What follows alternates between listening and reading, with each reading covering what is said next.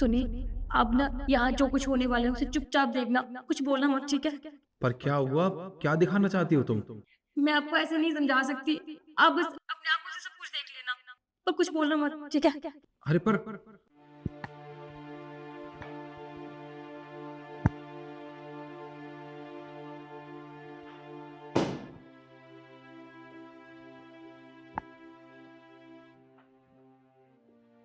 थोड़ा पीछे होके बैठ जाएगी तो हमें जाने का रास्ता मिल जाएगा।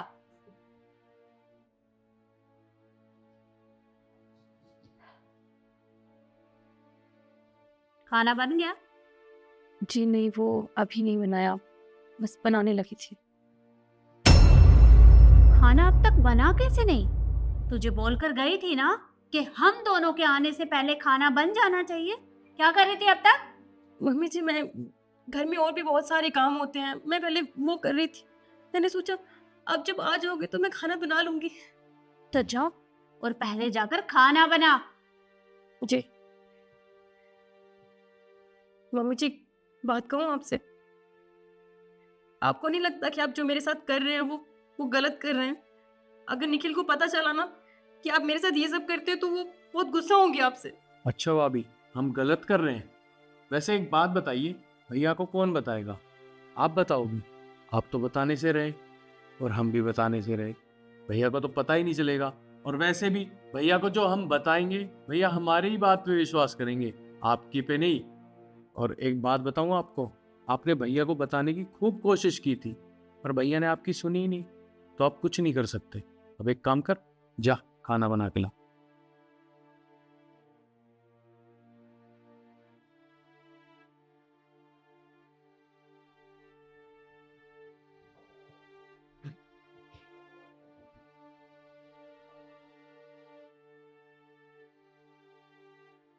ये शायद भूल गई है कि मेरा बेटा सिर्फ मेरी बात सुनता है, इसकी नहीं।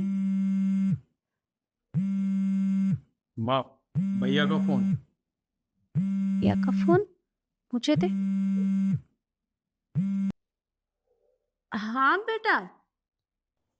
माँ, मैंने ये पूछने के लिए फ़ोन किया था कि आपने खाना खाया और दवाई लिया आपने? अरे कहाँ बेटा, अभी तक खाना ही नहीं बना। तुझे पता है बहू ना सुबह से बाहर गई हुई है, अभी तक वापस नहीं आई। और मैं बस किचन में खाना ही बना रही थी। क्या हुआ माँ? कुछ नहीं, वो अभी छौंका लगाया है ना, तो बस जरा सी खांसी आ गई। वैसे तुम मेरी चिंता मत कर।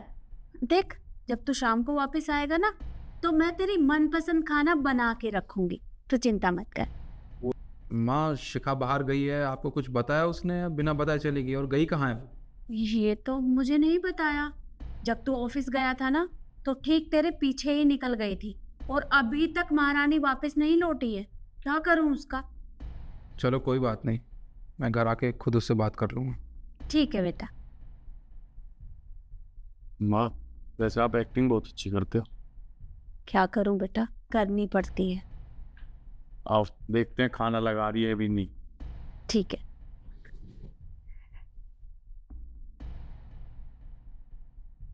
जल्दी जल्दी हाथ चला, इतनी धूल है इसके ऊपर।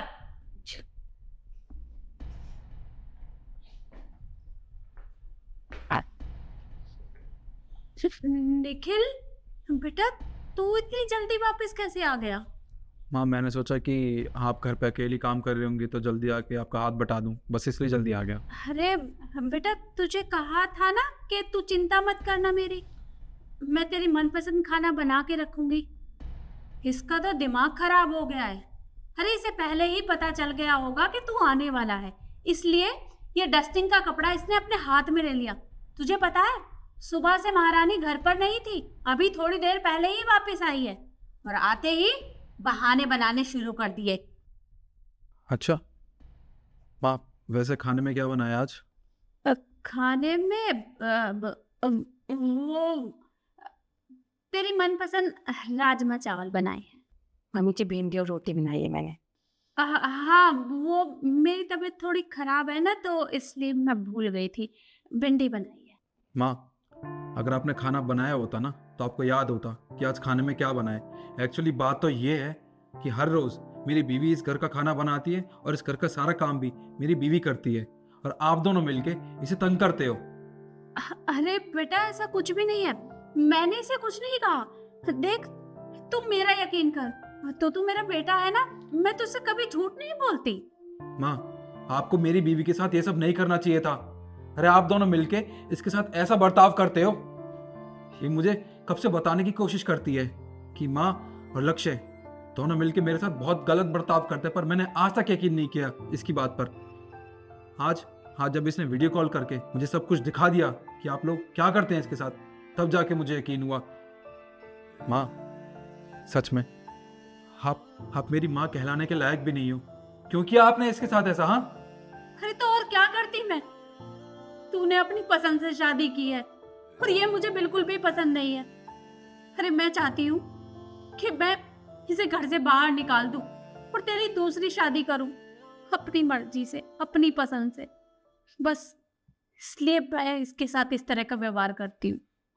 अच्छा, तो आज दिल की बात जुबान पे आ ही गई। हाँ, आप ये चाहती थी मैं आपकी मनपसंद की लड़की से शादी करूं।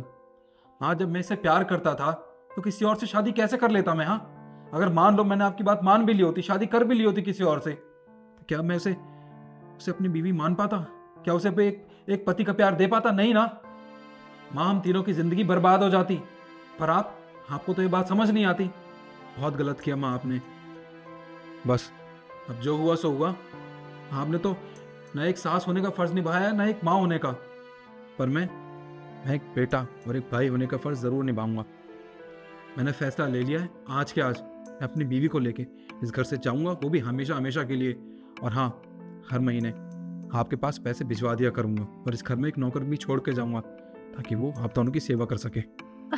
नहीं नहीं बेटा, देख इतनी छोटी सी बात के लिए घर छोड़कर मत जा। अरे मैं और लक्ष्य इतने बड़े घर में तेरे बगैर कैसे रहेंगे? माँ, ये बात आपको बहुत पहले सोचनी चाहिए थी, पर आपने बिल्कुल भी नहीं सोचा मेरे बारे में, मेरी बीवी के बारे में। तो मैं आप दोनों के बारे में क्यों सोचूं?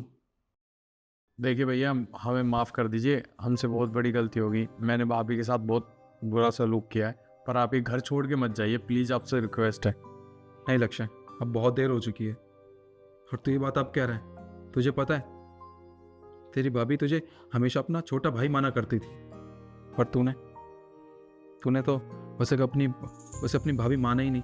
तूने क्या किया अपनी भाभी के साथ, ये सब मुझे दोबारा बताने की ज़रूरत नहीं है। माँ, मैंने फैसला ले लिया है, अपनी बीवी को लेके इस घर से जाऊंगा, वो भी हमेशा हमेशा के लिए। तुम अपना सामान पैक करो। अम्मी जी, देखा आपने, मैंने आपसे हमेशा यही कहा कि आप अपने बेटे का विश्वास मत तोड़िए, आपको बहुत पछताना पड़ेगा। वही हुआ ना मम्मी जी, मैंने हमेशा कोशिश किया कि मैं आपको खुश रखूं, इस घर को खुश रखूं, एक बनाकर रखूं, लेकिन आपने क्या किया? आपने कभी मेरे बारे में नहीं सोचा, आपने सिर्फ अपने बारे में सोचा। आपने ये नहीं देखा कि मैं इस घर के लिए कितना कुछ करती आई हूँ। आपने सिर्फ और सिर्फ अपने और अपने बेटे के बारे में सोचा, अपनी बहू के बारे में नहीं। मुझे तो पता था ये सब होना ही है, और देख लीजिए। लेकिन एक बात बताऊं, अपने घर को तोड़ने की वजह सिर्फ आप है, ये बात याद रखना। चलो। पर निखिल बेटा, तू ऐसे घर छोड़कर मत जा। अरे मैं तेरे बगैर कैसे रहूंगी? देख बेटा, मत जा, रुक तो सही।